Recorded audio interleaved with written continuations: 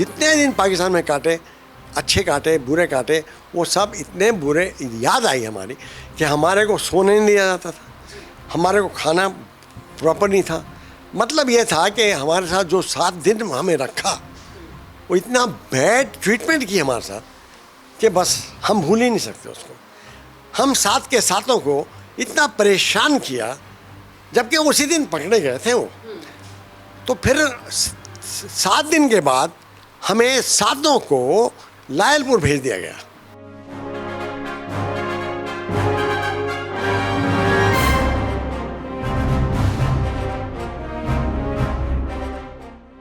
अगर मेरे से कोई पूछे कि मुझे कैसे लगता था कि मेरे पापा जब POW बने, तो मैं बहुत छोटी थी और मुझे कोई समझ भी नहीं थी। पर बड़े होने पर जब मैं सोचती हूँ तो मुझे अपने पापा और सारे रक्षा कार्मिकों के ऊपर गर्व है, क्योंकि उनके लिए उनका देश ही उनका परिवार है।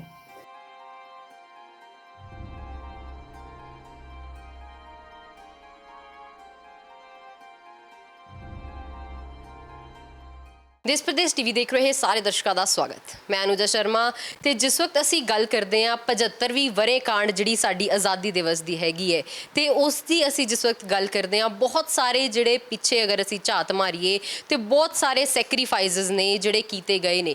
ਅਸੀਂ ਸਭ ਜਾਣਦੇ ਹਾਂ ਕਿ 15 ਅਗਸਤ ਕਾਹਤੋਂ ਮਨਾਈ ਜਾਂਦੀ ਹੈ, ਲੇਕਿਨ ਕਿੰਨਾ ਦੇ ਸਿਰ ਤੇ ਅਸੀਂ ਇਹ ਮਾਣ ਪ੍ਰਾਪਤ ਕਰ ਰਹੇ ਹਾਂ ਉਹ ਅਸੀਂ ਭੁੱਲ ਜਾਂਦੇ ਹਾਂ। ਕਿੰਨਾ ਨੇ ਸੈਕਰੀਫਾਈਸਸ ਕੀਤੇ, ਕਿੰਨਿਆਂ ਨੇ ਉੱਥੇ ਜਾ ਕੇ ਆਪਣੀਆਂ ਜਾਨਾਂ ਗਵਾ ਦਿੱਤੀਆਂ ਸਾਨੂੰ ਇਸ ਆਜ਼ਾਦੀ ਨੂੰ ਦੇਣ ਵਾਸਤੇ।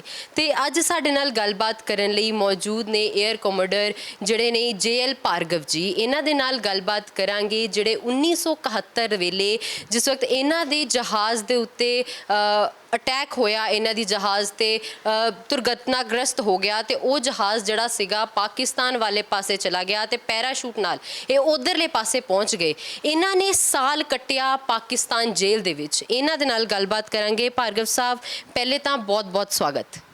Thank you. ਜੇਕਰ ਗੱਲ ਕਰੀਏ ਸਰ ਤੁਹਾਡੇ ਸਫ਼ਰ ਦੀ, ਪਹਿਲਾਂ ਤਾਂ ਅਸੀਂ ਇੱਥੋਂ ਸ਼ੁਰੂਆਤ ਕਰਾਂਗੇ ਕਿ ਏਅਰ ਫੋਰਸ ਵੱਲ ਆਉਣਾ ਕਿਸ ਤਰੀਕੇ ਨਾਲ ਸੋਚਿਆ ਤੁਸੀਂ? ਮੈਂ ਤਾਂ ਕਦੇ ਸੋਚਿਆ ਹੀ ਨਹੀਂ ਸੀ 에ਅਰਫੋਰਸ ਜੁਆਇਨ ਕਰਨ ਲਈ। ਮੈਂ ਤਾਂ ਟਰਾਈ ਕਰ ਰਿਹਾ ਸੀ ਬਈ IAS ਜਾਵਾਂ, PCS ਜਾਵਾਂ, because my father was a PCS officer and my neighbour was a Punjab public service commission member. So I had a company of those high level officers, and he used to always tell me कि जौहर तनु AIA से बना रहा है मैं। तो मतलब that was a love between neighbors, you know, and so I was really planning for IAS. Though mind you, academically I did my graduation from Mahindra College Patiala, and even immediately after graduation I thought I would do MA also, because for IAS MA would have helped me better. But before I could do MA, somehow, I can tell you, it's a long story, I happened to join Air Force. I never thought of Air Force at all. In fact, I did not know anything about Air Force. Yet I joined, and luckily I got selected. In fact, I got selected in both branches of Air Force, ground duty branch and pilots branch. I had a choice where to go. So I somehow opted for flying branch, and I think it was an excellent decision of mine. God has been kind, and thereafter I was a pilot, and that too I happened to be a fighter pilot. अगर sir हम बात करें उसके बाद जब एक घटना हुई जो 5 दिसंबर 1971 की थी, उसमें किस तरीके से वो क्या हुआ, किस तरीके से जो आप थे, आप पाकिस्तान बॉर्डर क्रॉस करके उस तरफ पहुंच गए? नो, ये वो गलत है। पाकिस्तान बॉर्डर क्रॉस नहीं किया मैंने। मैं पाकिस्तान अटैक करने जा रहा था। अच्छा। तो मैं एक्सीडेंटली क्रॉस नहीं किया। We have gone formation. After go inside the Pakistan area, only then you have to enter Pakistan. So there is no question of crossing into Pakistan. It was intentional. I had to attack the target inside Pakistan.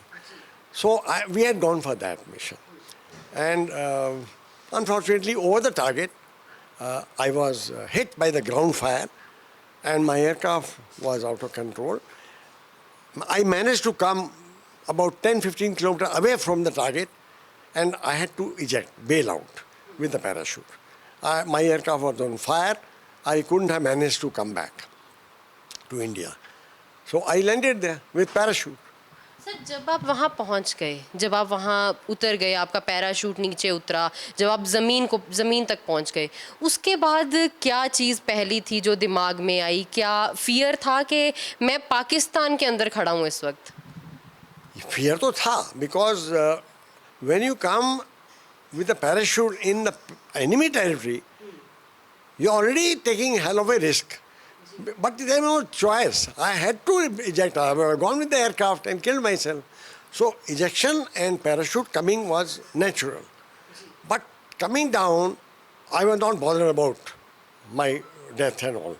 I was interested to know that when I landed, nobody should try to hit me at that time. And luckily when I landed, there was not a soul around. कोई भी नहीं था. मैं तो कहता हूँ परिंदा भी नहीं था वहाँ.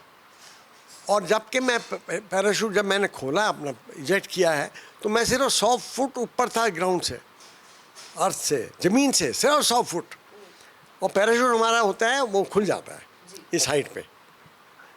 And I landed with the parachute just about touch down when the parachute fully open. तो आई वाज लकी. तो फिर सर उसके बाद आपने क्या किया? आप लैंड भी कर गए, दिमाग में बहुत सारी सोच चल रही थी. उसके बाद आपने किस तरीके से अपने आप को वहाँ पे बचाए रखने की कोशिश की? पहले तो जब कोई आया नहीं तो, और हवाई जहाज जो मेरा था that was very close to my where I landed, about 20 metre. It was inside the sand dune. वहाँ सैंड ड्यून बहुत थे. तो सैंड ड्यून बिकॉज रेगिस्तान एरिया था ना, तो सैंड ड्यून में आधा एयरक्राफ्ट तो मेरा अंदर चला गया था और बाकी वो जो मेरे रॉकेट्स थे वो फायर कर रहे थे. तो मैं क्या भाई इसको यहाँ से निकल के मैं अगले सैंड ड्यून पे मैं चला गया अपना पैराशूट दबा के ना, और मैं एक सर्वाइवल पैक होता है हमारा वो लेके मैं उधर चला गया. तो away from this aircraft which was exploding. तो वो डर लगता है ना, तो कोई भी रॉकेट आपके पास भी आ सकता है. तो इसीलिए मैं उसको बचने के लिए मैं उधर चला गया. उधर गया तब भी कोई नहीं आया. तो मैंने फिर अपना सर्वाइवल पैक खोला. तब मेरा ऊपर से मेरा लीडर आ गया. उसने 2 चक्कर काटे, मैंने हिलाया अपना हाथ इधर उधर किया, लेकिन शायद उसने मुझे देखा नहीं. तो वहाँ उन्होंने वापस जाके मेरे लीडर ने बता दिया कि I am known as brother Bhargav. So कहते ब्रदर तो मुश्किल है ही, मैं तो देखा नहीं उसको पैराशूट के साथ. तो वो उसको मैं ब्लेम नहीं कर सकता because it's very difficult. Already he is in enemy territory himself and he is alone. So I think he did a wonderful job and whatever he tried his best, I tried my best, but we failed. Anyway, so I thought उन्होंने मुझे देख लिया है and I thought he will come back in a helicopter to pick me up. But before that, I was also scared कि कहीं कोई और कोई ना आ जाए. पाकिस्तान में तो था मैं, इसमें कोई डाउट ही नहीं था. I was inside Pakistan. लेकिन कोई भी नहीं आया. मेरे को इतना टाइम था, मैं उस पैराशूट सरल पैक से सामान निकाला, मैंने पानी पी लिया, एक चॉकलेट भी खा ली छोटी सी. उसके बाद मैंने देखा कोई आ ही नहीं रहा. तो मैंने एक प्लान किया. मेरे पास कंपास थी डायरेक्शन बताने के लिए मैं कहाँ हूँ, लेकिन मुझे ये पता नहीं था, मेरा मैप उड़ गया था हवा में. अब मेरे को मैप नहीं था कि मैं था कहाँ, लेकिन मुझे ये पता था कि मैं रेलवे लाइन के आसपास हूँ. अब रेलवे लाइन के साउथ में हो नॉर्थ में हो ये थोड़ा मुश्किल था बताना. तो फिर भी मैंने कहा भाई अभी कोई आ नहीं रहा है तो मेरे को घबराने की ज़रूरत नहीं है. सनसेट के बाद मैं चल पड़ूँगा ईस्ट की तरफ, बिकॉज मेरे पास कंपास थी. ईस्ट मन हिंदुस्तान की तरफ, नो प्रॉब्लम. लेकिन वो 9 बजे थे जी सवेरे के. तो पहले तो मैंने सबसे पहले मैंने अपनी वॉच का टाइमिंग पाकिस्तान का कर लिया, ताकि कोई आ भी जाए तो उसको टाइम दिखा दूँ कि मैं पाकिस्तानी हूँ. और मैंने ऑलरेडी डिसाइड किया होता कि कोई आ भी जाएगा, मेरा नाम है मंसूर अली. वो तो पहले डिसाइड करके हम गए थे, हमारे सब ने डिस्कस करके. तो क्योंकि किसी को वैसे अनुजा टाइम नहीं मिलता है. When you land with parachute basically by and large you are surrounded by mob, और मॉब विल हिट यू. आपने अभिनंदन का केस देखा. अभिनंदन जैसे ही लैंड किया उसकी पिटाई होगी ना, तो नेचुरली वो भी नेचुरल है। You are lucky we survive. We know of a case, हमारा पायलट से 71 वॉर में उसी टाइम में वो जब लैंड किया उसको मार दिया, मॉब ने मार दिया उसे। तो ये तो सब वॉर में तो चलता रहता है जी। और मेरे को भी मारने लगे तो बच गया मैं, वो बाद में बताऊंगा मैं आपको। तो उसके बाद जब कोई आया नहीं, मैं तैयार हो गया। मैंने अपने एक एयर बैग होता है साथ में, बैग निकाला, उसमें मैंने अपना कुछ सामान डाला, स्लीपिंग बैग डाला, और डैगर था एक, कुछ चॉकलेट थी, पानी की बोतल थी, वो रख ली मैंने, ताकि अगर मैंने चलना पड़े तो मेरे पास ये चीज़ होनी चाहिए। बाकी मैंने वहीं सर्वाइवल बैग में छोड़ दिया, हैवी आइटम, स्टोव वगैरह। मेरे को क्या ज़रूरत थी स्टोव की, मैंने खाना थोड़ी बनाना था वहाँ। तो खैर एनीवे, तो उसके बाद लेकिन जब कोई आया नहीं तो I was singing song actually, because what to do. Helicopter नहीं आया, कोई इधर उधर नहीं आया, मैंने चलना नहीं था, मैंने चलना था सनसेट के बाद। तो मैं अपने बैठा रहा चुपचाप से। लेकिन 12:30 के करीब कुछ आवाज़ आई मुझे। जब आवाज़ आई दूर से, मैंने देखा नहीं कौन है, तो मैं अपने ईस्ट की तरफ भाग लिया। और मैंने वो पैराशूट वो पहना हुआ था ना, जी सूट, तो मैं 2-3 किलोमीटर भाग गया। उसके बाद थक गया क्योंकि रेत था, तो थक गए तो सांस चढ़ गया। मैंने एक बोतल और पी ली पानी की ठीक है। उसके बाद मैंने कहा भाई इसको जी सूट को निकाल देते। मैं सिविल ड्रेस पहनी थी नीचे, तो जी सूट निकाला, सिविल ड्रेस में चल पड़ा, और अपना बैग लेके अपना और चलते गए। अबाउट 2:30 के करीब, 2 o'clock 2:30 ना, मेरा पानी ख़त्म हो गया। तब मेरे को कुछ गड़बड़ हुई कि अब मैं क्या करूं। तो मैंने एक देखा हट थी, मैं उस हट के अंदर चला गया, थोड़ा उस तरफ थी। मैं चढ़ गया, वहाँ एक आदमी खड़ा था, तो मेरे को पता था कि ही इज़ नॉट इंडियन। तो उसने कहा, मैंने कहा अदाब अर्ज़, तो उसने कहा वालेकुम। तो मेरे को पता नहीं था वालेकुम क्या होता है। तो मैंने कहा मुझे पानी चाहिए। तो उसने पानी नहीं है। तो मैं कहा मैं उधर मैंने देखा था कैटल जो होते हैं ना, डंगर वगैरह के पानी होता है, वहाँ काला पानी था वहाँ। तो मैं कहा ये पानी पी लूँ? ये पानी तो ये ऊँट का है, पीना तो पी लो। तो मैंने उसको बताया मैं फ़्लाइट में मंसूर अली हूँ, एयरफोर्स, पाकिस्तान एयरफोर्स का पायलट हूँ, और मैंने पर्स खोल के और उसको पाकिस्तानी करेंसी में ले गया था, मेरे पास थी, हमें मिलती है। तो मैंने उसको 10 रुपये दे दिए और वो पानी पी लिया और अपनी 4 बोतल भर ली। उसके बाद मैंने एक गांव देखा, मैं कहा वो गांव कौन सा है? तो उसने कहा वो पिरानी की पार है। तब मेरे को महसूस हुआ मैं हूँ कहाँ, क्योंकि मैं उस एरिया में फ्लाइंग तो करता रहता था, तो मुझे पता था पिरानी की पार कहाँ है। तो मैं कहा माय गॉड, मैं तो साउथ ऑफ रेलवे लाइन हूँ। तो फिर मैंने अपनी डायरेक्शन चेंज करके उसको कहा किसी को बताना मत, मंसूर अली आया था, और मैं चल पड़ा। अब डायरेक्शन चेंज जा रहा था तो सनसेट हो गया। सनसेट जब हुआ तो मैंने कहा थोड़ा रेस्ट करते हैं। वो रेस्ट करना मेरे लिए गलत डिसीजन हो गया मेरा, क्योंकि मेरे को जब टीले थे ना, टीले से नीचे उतरा तो किसी ने मुझे देख लिया और वो मुझे मिलने आ गया। 3-4 आदमी थे वो।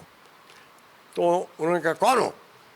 और मैं सडनली मैं ऐसे लेटा हुआ था, वेट कर रहा था सनसेट हो जाए तो मैं चलूं। लेकिन उन्होंने कहा चलो हमारे गांव चलो। मैं फ्लाइट मंसूर अली हूँ, पाकिस्तान एयरफोर्स का, हमारा हेलीकॉप्टर आ रहा है, आप जाओ। कि नहीं आप हमारे साथ चलो, यहाँ हिंदुस्तानी फौजें घूम रही हैं, आप चलो हमारे साथ। तो हमें गांव ले गया, मुझे गांव ले जाके फिर रेंजर आ गए। फिर मैं रेंजर ने सब कुछ किया। मैंने कहा मंसूर अली, कहते टाइम क्या हुआ साहब? मैंने दिखाया टाइम पाकिस्तान का था। तो उसको भी शक हो गया कि ये वाकई में कुछ मंसूर अली तो नहीं है। तो उसने कहा साहब आपको चोट लगी है? मैं हाँ लगी है। तो finally he said after 1 hour, मुझे चाय भी पिलाई उन्होंने। आफ्टर 1 आवर मुझसे कहा कि आप पे शक है। तो मैं क्या शक है? कहते यही कि आप हिंदुस्तानी हैं। सर जब आप पे शक हो गया, उन्हें शक पड़ गया, तो फिर उन्होंने कितनी देर बाद ये शक आपके ऊपर हुआ और किस तरीके से उन्होंने अपना ये शक दूर किया और उन्हें पता चला आप पाकिस्तानी नहीं, आप भारतीय कमांडर हैं? 2 आवर्स। 2 घंटे तक मैंने उनको काफ़ी बातचीत में रखा। मैं चाहता था कि मैं सनसेट के बाद ना निकल जाऊँ। गांव वाले थे, वहाँ निकलना कोई आसान मुश्किल बात नहीं थी, लेकिन वेरी अनफॉर्चुनेटली वो मैंने कहा ना चाय पे लगी थी मुझे, चाय के टाइम पे थोड़ी डिले हो गया, और जो डिले हुआ तो इतने में रेंजर्स आ गए। वो 4 रेंजर आ गए राइफल के साथ। अब मैं कहाँ से भागता उस वक्त, और मेरे को बड़ा बुरा लगा कि मैंने चाय पी क्यों। फिर रेंजर्स को 1 घंटे मैंने रोक के रखा। फिर उन्होंने 9 बजे करीब मुझसे कहा कि अगर आप मुसलमान हैं तो आप कलमा पढ़ दो। अब मुझे कलमा नहीं आता था, तो फिर मैंने कहा, मैं क्या आवाज़ अली, मैं फ़्लाइट मंसूर अली खान नहीं हूँ, अफसर को बुलाओ अपने को। बोला मैं अफसर हूँ। मैं तुम अफसर नहीं हो, अफसर बुलाओ, मैं उसको सब बता दूँगा। कहते फिर कौन है आप? मैं क्या मैं Hindustani pilot, flight lieutenant Jawaharlal Bhargav. कहते आप पहले बताते तो हम आपको मतलब इतना परेशान क्यों करते। मैं कोई बात नहीं, अब मैं आपके पास हूँ, जो मर्जी करना है करो। तो बस उसके बाद उसने हमें खाना भी खिलाया, और उसके बाद चल पड़े। रात को 2 बजे निकल गए वहाँ से ऊँट के ऊपर। तो फिर आगे उन्होंने 3 दिन की ट्रैवलिंग के बाद उन्होंने आर्मी को दे दिया, पाकिस्तान आर्मी। सर इसी तरीके से आप वहाँ पे 1 साल तक रहे। अगर हम वहाँ की आर्मी की बात करें, किस तरीके की जांच वो करते थे, प्रश्न किस तरीके के पूछते थे आपसे, किस तरीके से आपको वहाँ पे रखा गया? क्योंकि 1 साल बहुत लंबा समा होता है एक इंसान के लिए, पाकिस्तान टेरिटरी के उस तरफ रहना। एक तो किसी को पता नहीं होता है ड्यूरिंग द वॉर के आपने प्रिजनर ऑफ वॉर बन जाएंगे या आपको शूट कर देंगे, कुछ पता नहीं होता अनुजा। तो जब आर्मी को भी हैंड ओवर कर दिया तो कोई ज़रूरी नहीं है कि आपको डिक्लेयर कर दिया जाए POW। तो मैं तो हमें इसका पता भी था। अब कुछ कर आर्मी के पास चले गए, उनसे बातचीत हुई, जो आपने पूछा इंटरोगेशन हुई। उन्होंने कहा कहाँ से आया? मैंने कहा जोधपुर से आया। वह जोधपुर से तो मैं नहीं गया था। तो कौन सा हवाई जहाज उड़ा रहा है? मैं मारूत उड़ा रहा था, HF-24 उड़ा रहा था, उसमें क्या प्रॉब्लम है? तो बोले फिर कैसे हो? मैं क्या आप जहाँ बाय द वे जहाँ आर्मी के पास मेरे को ले जा रहे हैं वही तो मेरा टारगेट था। Can you imagine, I went to the same place which I attacked 3 days back. तो ब्रिगेडियर एक था, उन्होंने मुझे इंटरव्यू किया और पूछा आपके कितने पायलट हैं स्क्वाड्रन में? तो मैं 20 पायलट हैं। मैं कही 20 पायलट्स हैं। अब क्या देखो, ऐसा होता है जब इंटरोगेशन होती है ना, तो आपको ज़रूरी नहीं है कि सच ही बताना है, एट द सेम टाइम ये भी ज़रूरी है कि आपको झूठ ही बताना है। आपको समझना है कि क्या चीज़ मेरे कंट्री के लिए फ़ायदेमंद है या नुकसानमंद है। जो नुकसान वाले है उसने ये कहा कि आप बताइए रनवे में कहाँ हवाई जहाज़ खड़े हैं। मैं कैसे बता सकता हूँ? मैं हवाई जहाज़ तो हिलते रहते हैं, मैं कहाँ बताऊँ कहाँ खड़े होते हैं। और वो आर्मी के अफसर और एयरफोर्स को इंटरोगेट करना थोड़ा मुश्किल हो जाता है अनुजा। तो सर आप 1 साल वहाँ पर रहे, उनका रवैया कैसा रहा आपके साथ? क्या आपको वहाँ पे तंग परेशानी कुछ की उन्होंने? किस तरीके से रखा गया आपको वहाँ? मैं बताता हूँ, इन दिस 71 वॉर उन्होंने जो पायलट्स का POW कैंप बनाया था वो रावलपिंडी बनाया था, और जो आर्मी का बनाया था वो लायलपुर में बनाया था। वो हमें नहीं पता था, वो तो आप पता लगा है ना। तो हम जितने भी पायलट्स थे एयरफोर्स के, हम सबको रावलपिंडी कैंप में ले जाया गया, वन आफ्टर अनदर। जो भी जैसे पहुंचा उस कैंप में डाल दिया गया। मुझे तो खैर, मैं 5 तारीख को अटैक किया, 9 तारीख को सवेरे मैं आर्मी के पास था, और 9 को उन्होंने मेरे को भेज दिया कराची। 9 की शाम को कराची, 10, 11, 12 कराची में रहे। 12 को दोपहर को हमें टेक ऑफ, हमने हवाई जहाज से हमें भेजा गया रावलपिंडी में। रावलपिंडी लैंड किया, हमें नहीं पता था क्या हो रहा है, कहाँ जा रहे हैं, कहाँ से आ रहे हैं, क्या होने वाला है, कुछ नहीं पता था। लेकिन हम 3 थे कराची में, 3 पायलट थे हम, वो हमें पता था कौन कौन है। तो हम एक दूसरे से बात कर रहे थे, लेकिन हमें ब्लाइंड फोल्ड किया गया था, तो सिर्फ बात करने में कोई प्रॉब्लम नहीं थी। लेकिन हम बात करने पता लग गया था, कामत, मुल्ला फरोज एंड माई सेल्फ, तो हम 3 थे। तो हमें रावलपिंडी में उतार गया। फिर हमें अकेले अकेले कमरे में डाल दिया गया, सेल सेल बोलते हैं ना उसे। तो वहाँ छोटा सा एक बल्ब ऊपर और अंधेरा गुप्त, और कमरा कुछ नहीं, एक चरपाई थी, एक दो ब्लैंकेट थे, और बस वहाँ रखा रात को। उसके बाद क्या होता है कि इंटरोगेशन होती है, तो वो एयरफोर्स की होती है, वो रही अबाउट 4-5 दिन, याद नहीं रही। तो हम 12 को गए, 17 तक 16 तक इंटरव्यू सबकी हुई हमारे पायलट्स की, 1 by 1। तो वो कोई बात नहीं, नॉर्मल। वो कहते थे ड्रॉ करो एयरफील्ड, उनके पास सब फोटोग्राफ थी एयरफील्ड की। तो कुछ मेरे को समझ में नहीं आया कि इंटरोगेशन में क्या किया क्या। सब पूछा आपका बेस्ट पायलट कौन है, मैंने तो कह दी बेस्ट पायलट आपके सामने बैठा हुआ है। और उसमें कोई डाउट भी नहीं था, क्योंकि जो भी ट्रॉफी वगैरह फ्लाइंग की मिलती थी वो सब मैं लेके गया हुआ था। तो मैं ठीक था, लेकिन अनफॉर्चुनेटली ग्राउंड फायर लग गई तो वहीं गिर गए। फिर उसके बाद अब आपने कहा ना 1 साल तक इंटरोगेशन नहीं होती अनुजा, हमारी इंटरोगेशन 16-17 तक हुई थी। उसके बाद 8 दिन कुछ नहीं हुआ ज़्यादा, और 25 दिसंबर को 71 की बात कर रहा हूँ, हमें एक कमरे में ले जाया गया, and we all met there. हम 12 पायलट थे 25 दिसंबर को, और जो हमारा एक पायलट था वो सीज फायर से आधा घंटा पहले शट डाउन किया था। उसको पता था कि सरेंडर हो चुका है, बांग्लादेश बन चुका है। उसने जब बताया कि we have won the war, तो फिर आपको पता है मोराल क्या होता है। हमें तो पता ही नहीं था we have won the war, we have what is happening to war. हम तो अंदर बैठे कमरे में।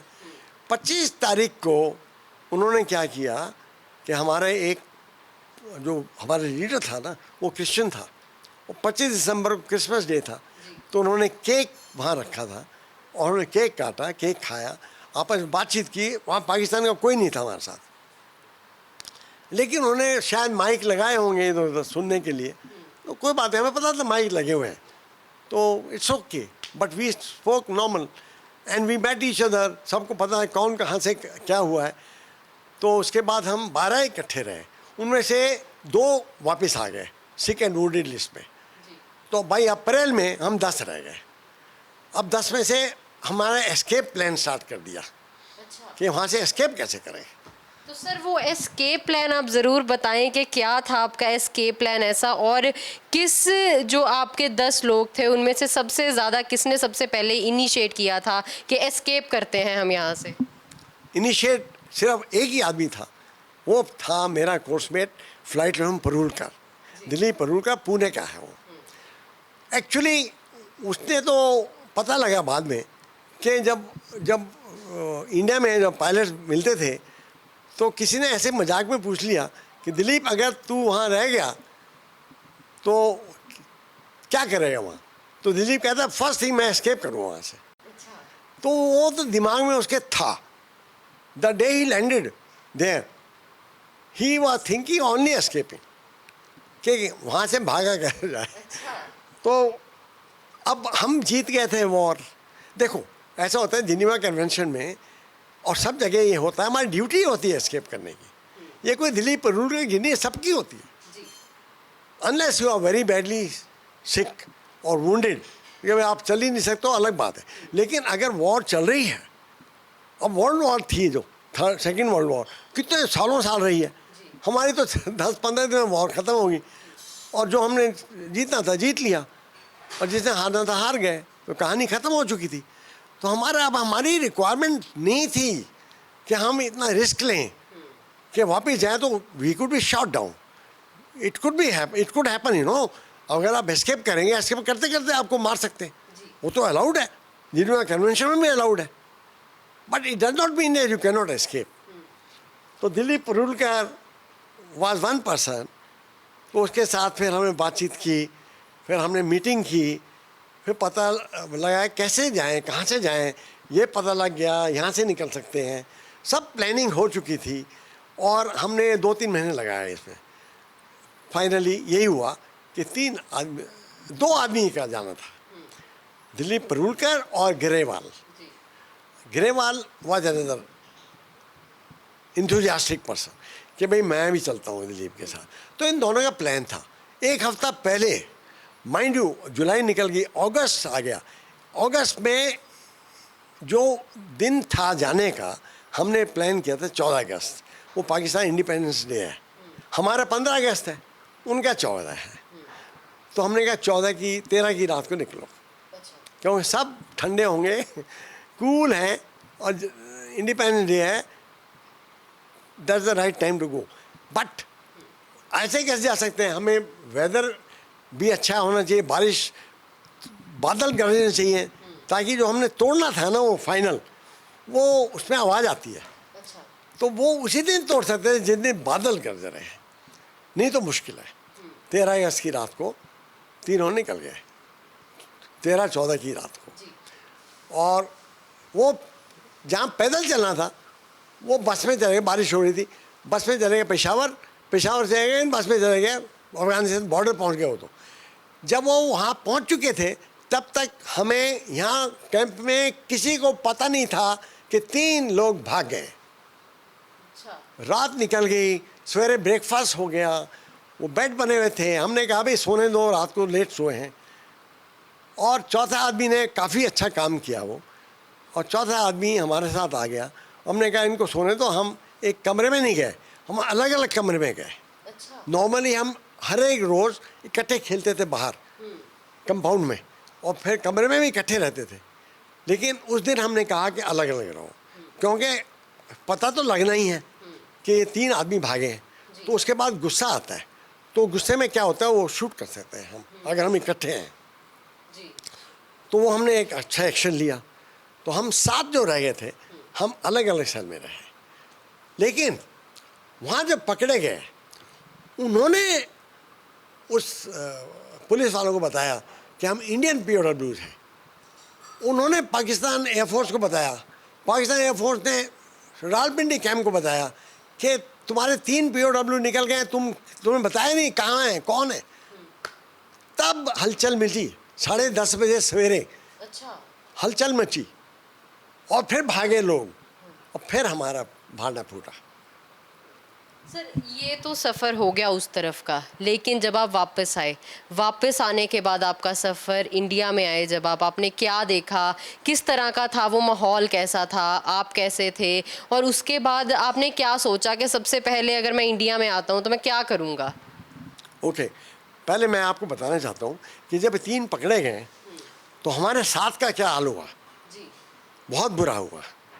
हमने जितने दिन पाकिस्तान में काटे, अच्छे काटे, बुरे काटे, वो सब इतने बुरे याद आई हमारी कि हमारे को सोने नहीं दिया जाता था, हमारे को खाना प्रॉपर नहीं था। मतलब ये था कि हमारे साथ जो 7 दिन हमें रखा, वो इतना बैड ट्रीटमेंट की हमारे साथ कि बस हम भूल ही नहीं सकते उसको। हम 7 के साथों को इतना परेशान किया, जबकि उसी दिन पकड़े गए थे वो। तो फिर 7 दिन के बाद हमें सातों को लायलपुर भेज दिया गया। फिर हम आर्मी ऑफिसर्स के, हमारे आर्मी POW कैंप में हम पहुंच गए, अगस्त 21-22 को, पता नहीं है ना। वहाँ जब गए तो वहाँ फिर हम इकट्ठे रहे, और ये 3 लोग हमारे जो पायलट थे वो भी 1 महीने बाद हमारे पास आ गए। तो हम इकट्ठे थे। लास्ट वीक और नवंबर में भुट्टो हमारे कैंप में आया, he was the prime minister of Pakistan. तो आके उसने कहा मैं आपको छोड़ रहा हूँ। तो उसने बगैर शर्त के उसने कहा मैं छोड़ दूंगा तो इंदिरा गांधी जो हमारी प्राइम मिनिस्टर थी वो उनके 93,000 को छोड़ेगी, लेकिन हुआ नहीं ना ऐसे।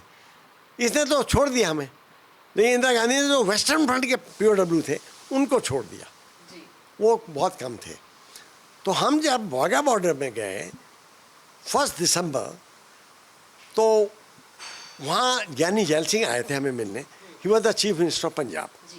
वाघा बॉर्डर पे आए थे, उन्होंने हमें मिले, फिर हमें अमृतसर में सिविल रिसेप्शन किया, बहुत हमारी देख रेख की, और हम वापस इंडिया में आए।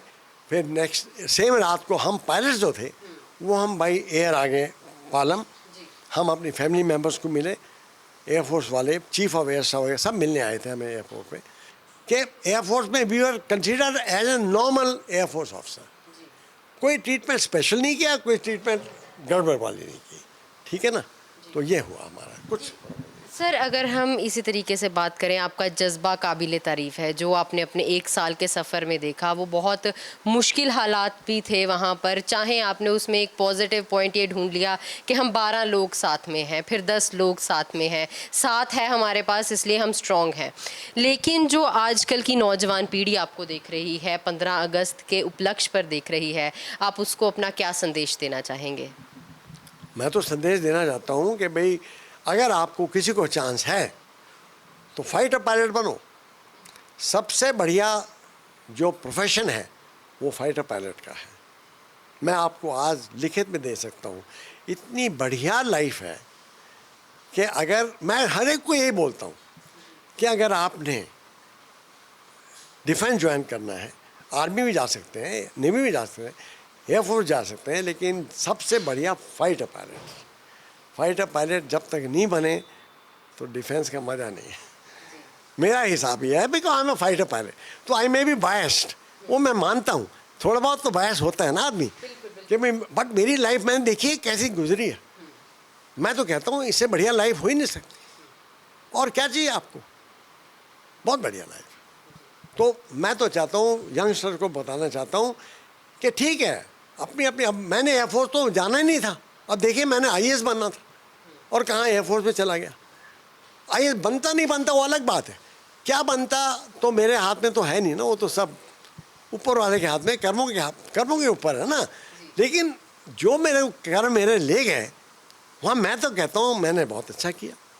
बहुत बहुत शुक्रिया सर हमारे साथ बातचीत करने के लिए, अपना इतना पुराना और इतना नायाब एक्सपीरियंस हमारे साथ शेयर करने के लिए। Thank you very much Anuja, God bless you all the best and जय हिंद। ਇਹ ਸੀਗੇ ਸਾਡੇ ਨਾਲ ਮੌਜੂਦ ਫਾਈਟਰ ਪਾਇਲਟ JL ਭਾਰਗਵ ਜੀ, ਜਿਹੜੇ ਆਪਣਾ ਤੁਹਾਡੇ ਨਾਲ ਜਿਨ੍ਹਾਂ ਨੇ ਐਕਸਪੀਰੀਅੰਸ ਸ਼ੇਅਰ ਕੀਤਾ, ਸਾਲ ਭਰ ਦਾ ਜਿਹੜਾ ਪਾਕਿਸਤਾਨ ਦਾ ਸਫ਼ਰ ਸੀ ਉਹ ਵੀ ਸਾਂਝਾ ਕੀਤਾ, ਤੇ ਉਸ ਤੋਂ ਪਹਿਲਾਂ ਦਾ ਸਫ਼ਰ ਜਿਹੜਾ ਜਿਸ ਤਰੀਕੇ ਨਾਲ ਉਹਨਾਂ ਨੇ 에ਅਰ ਫੋਰਸ ਨੂੰ ਜੁਆਇਨ ਕੀਤਾ ਉਹ ਵੀ ਸਾਂਝਾ ਕੀਤਾ। ਉਸ ਤੋਂ ਇਲਾਵਾ ਜਿਹੜੀ ਨੌਜਵਾਨ ਪੀੜ੍ਹੀ ਹੈ ਜਿਹੜੀ ਸਾਨੂੰ ਅੱਜ ਦੇਖ ਰਹੀ ਹੈ, ਜਿਨ੍ਹਾਂ ਨੇ JL ਭਾਰਗਵ ਸਰ ਦੇ ਐਕਸਪੀਰੀਅੰਸਿਸ ਨੂੰ ਸੁਣਿਆ ਤੇ ਉਹਨੂੰ ਮੋਟੀਵੇਟ ਹੋ ਕੇ, ਉਹਦੇ ਨਾਲ ਮੋਟੀਵੇਟ ਹੋ ਕੇ ਜ਼ਰੂਰ 에ਅਰ ਫੋਰਸ ਜੁਆਇਨ ਕਰਨ, ਕਿਉਂਕਿ ਅਗਰ ਅਸੀਂ ਗੱਲਾਂ ਸੁਣੀਏ ਭਾਰਗਵ ਸਾਹਿਬ ਦੀਆਂ ਤੇ ਸਭ ਤੋਂ ਵਧੀਆ ਜਿਹੜਾ ਪ੍ਰੋਫੈਸ਼ਨ ਹੈਗਾ ਆ ਉਹ ਇਹੀ ਹੈਗਾ ਆ। ਕੈਮਰਾਮੈਨ ਸੁਨੀਲ ਦੇ ਨਾਲ ਅਨੂਜਾ ਸ਼ਰਮਾ, ਦੇਸ਼ ਪ੍ਰਦੇਸ਼ TV, ਚੰਡੀਗੜ੍ਹ।